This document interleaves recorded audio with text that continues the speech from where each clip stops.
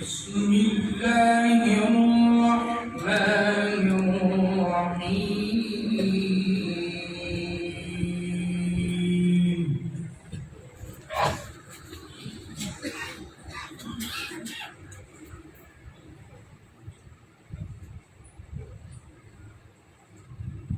إن هذا القرآن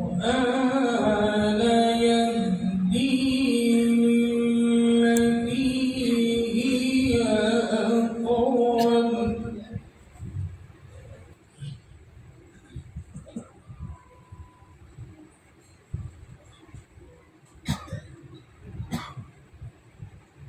ويبشر المؤمنين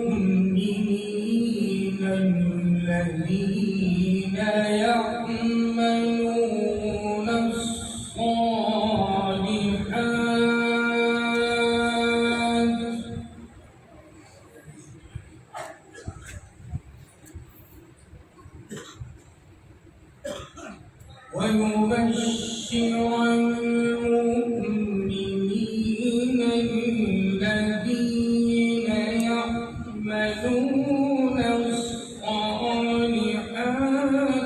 أن لهم أجرا كبيرا.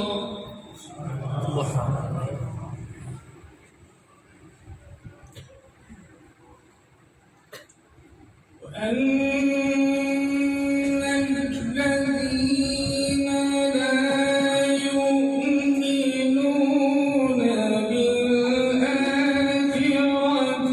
أعتدنا لهم عذابا أليما.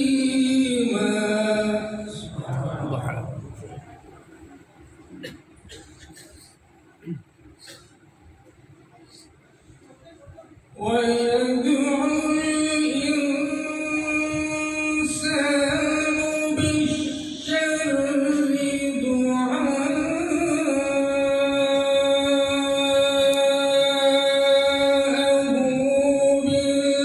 بالخير